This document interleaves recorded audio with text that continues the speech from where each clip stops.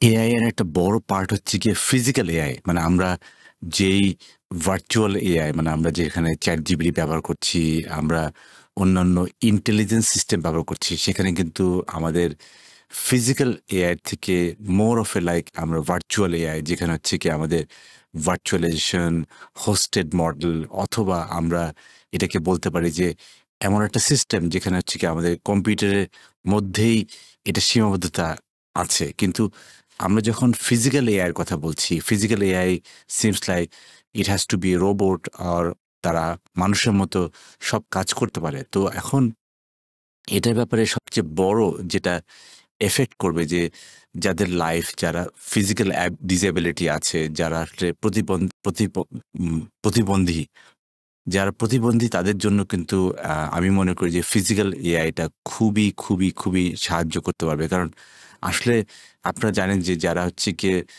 প্রতিবন্ধী তাদের জন্য প্রস্থেটিক এবং অনেক ধরনের জিনিস মোটর এফেক্ট এবং রোটেশন সবকিছু যে মুভমেন্টগুলো, সেই মুভমেন্টের ব্যাপারে কিন্তু ইন্টেলিজেন্ট প্রস্থেটিক এবং এটার জন্য বিভিন্ন ডিভাইস, এই ডিভাইসগুলো কিরকমভাবে ইন্টেলিজেন্ট হতে পারে, কিভাবে ন্যাচারাল হতে পারে, কিভাবে not only control but adaptive control এবং এটা মোবিলিটি মানে একটা হিউম্যান একটা একজন হিউম্যান যিনি বিছনায় শুয়ে থাকেন বা যিনি হুইল চেয়ারে বসে থাকেন, তার ইন্টেলিজেন্ট প্রস্থেটিক এবং ইন্টেলিজেন্ট মোবিলিটি, এই মোবিলিটিটা এবং তাকে ইন্ডিপেন্ডেন্ট করা।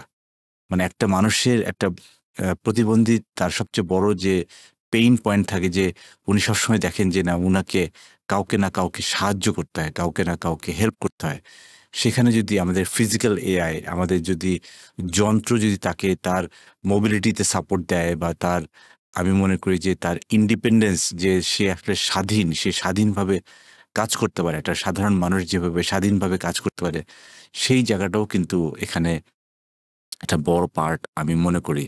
তো সেইজন্য কিন্তু এখানে রোবোটিক অ্যাসিস্ট্যান্স এর জন্য বিশেষ করে রোবোটিক অ্যাসিস্ট্যান্স এর জন্য এখানে আমি মনে করি যে এই জায়গাটাতে ফিজিক্যাল এআই মানে যেই এআইটা ফিজিক্যাল, যে এআইটা রোবোটিক্স এবং যে এআইটা আসলে আমাদেরকে হিউম্যানলি আমাদেরকে সাহায্য করবে।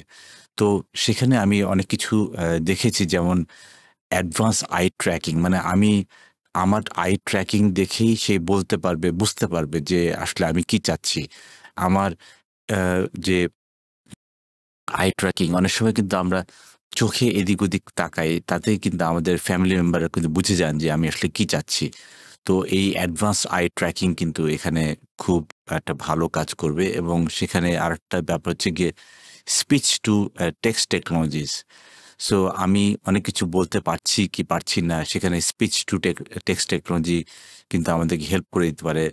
তারপর হচ্ছে গিয়ে অবজেক্ট এবং সেন্সর যে রিকগনিশন, যে আমি একটা দিকে আমি পানি খেতে চাইলাম, সুতরাং আমি গ্লাসের দিকে তাকালাম এবং আসলে কাইন্ড অফ লাইক আমি একটা অবজেক্ট আমি যখন রিকগনাইজ করলাম, ধরা যাক আমি একটা গ্লাসের দিকে তাকালাম, তো আমি তার মানে হচ্ছে গিয়ে that robot would be able to understand যে আমি আসলে পানি খেতে চাচ্ছি। সো সে আমার জন্য পানি নিয়ে এলো।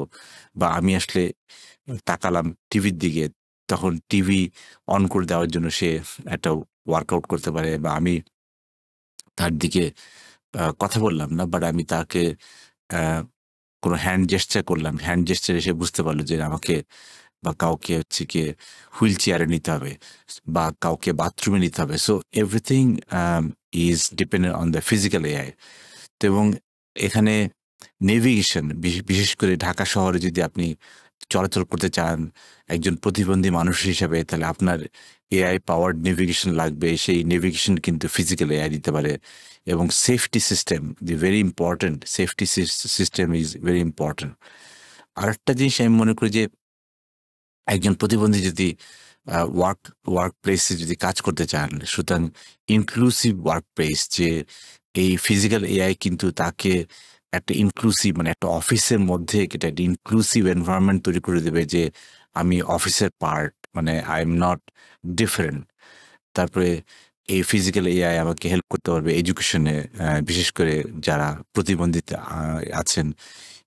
অ্যান্ড অফ কোর্স হেলথ কেয়ারে তো এটা খুবই, খুবই, খুবই জরুরি ব্যাপার যে ফিজিক্যাল এআই আসলে আর্লি ডিজিজ ডায়াগনস্টিক করতে পারে। It's not only physical but also virtual. Personalised treatment করতে পারে এবং তার ইমোশনাল ওয়েলবিং, একটা মানুষের ইমোশনাল ওয়েলবিংটাও কিন্তু এখানে দেখতে পারে। সো এই সবকিছু মিলিয়ে কিন্তু আমি মনে করি physical AI is is the way to go.